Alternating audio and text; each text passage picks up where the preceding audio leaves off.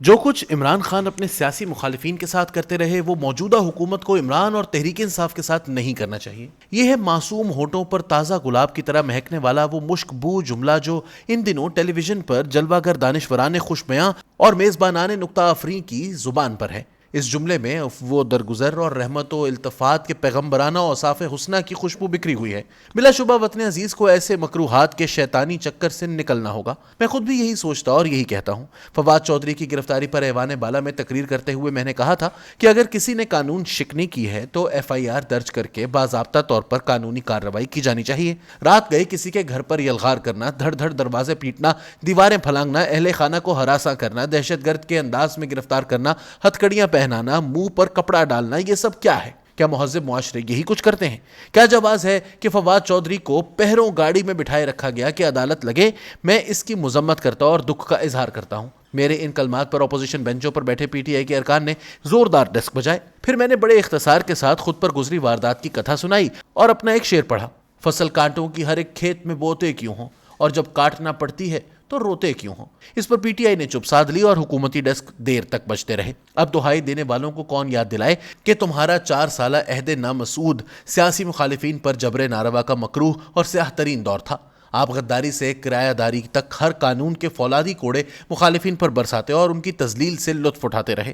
انسانیت کی ہر حص سے عاری ہو کر ہر ادارے، ہر ایجنسی کو بے دردی سے استعمال کرتے رہے۔ تخیلاتی ریاست مدینہ کے فرما روا اخلاقیات کے ادنا ترین کرینوں کو ہی نہیں، خوف خدا کو بھی بھول گئے۔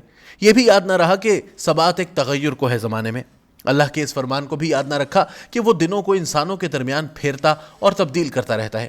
خود پرستی اور خدا فراموشی کا دور تمام ہوا تو نئی حقیقتیں سینہ پھلا کر سامنے آ کھڑی ہوئیں۔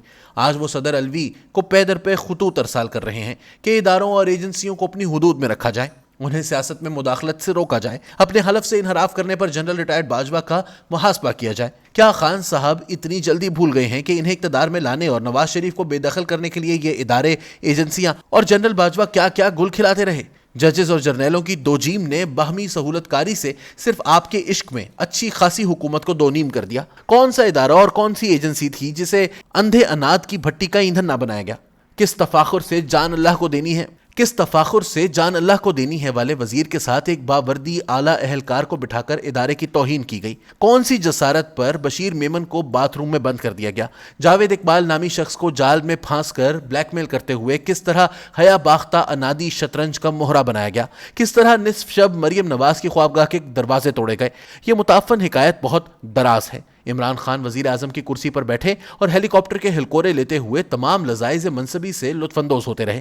کیا وہ بے خبر رہے کہ ان کی ماتحت ایجنسی کا ایک اعلیٰ وردی پوش اہلکار اسلام آباد ہائی کورٹ کے ایک سینئر جج کے گھر جا کر کہتا ہے کہ انتخابات سے پہلے نواز شریف اور مریم کی ضمانت نہیں ہونی چاہیے ورنہ ہماری 2 سال کی محنت ضائع ہو جائے گی؟ آج جنرل باجوہ کے مبینہ بیان کی تحقیقات کے لیے صدر کو خط لکھنے والے خان صاحب کو اس وقت کیوں نہ سوجھی کہ وہ ایک خود سر افسر کا محاسبہ کرتے؟ تب تو یہ کردار ان کے دل میں لالا و گل کھلاتا رہا، اس لیے کہ آئین سے انحراف اور ایجنسیوں کی خودسری کا نشانہ نواز شریف تھا۔ ان دنوں آئین اور اپنے حلف سے روگردانی کرنے والا یہ افسر اپنے اسی کردار کے سبب ان کی آنکھ کا تارا بنا رہا، اور آج صدر الوی کو خط لکھتے وقت بھی وہ کردار بچھڑ جانے والے محبوب کی طرح ان کے خوابوں میں جھلملا رہا ہے۔ تو براہ کرم نامہرباں موسم کا ماتم کرنے اور اپنی پاکی داماں کی حکایت دراز کرنے سے پہلے اپنے دامن اور بند قبا پر بھی ایک نظر ضرور ڈال لینی چاہیے۔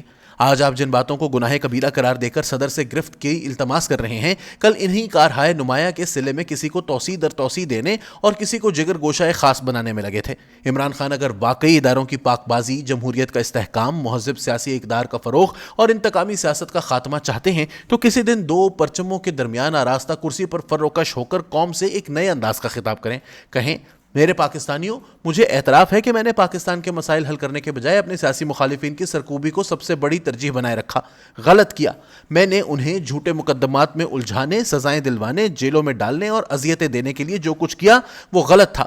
میں نے اداروں اور ایجنسیوں کو اپنے سیاسی مقاصد کے لیے استعمال کیا، بہت غلط کیا۔ میں آپ سے معافی کا طلبگار ہوں اور ان سے بھی جو میرے اس طرز عمل کا نشانہ بنے۔ اس کے بعد ہی ایک نئے عہد کی تمنا کی جا سکتی ہے۔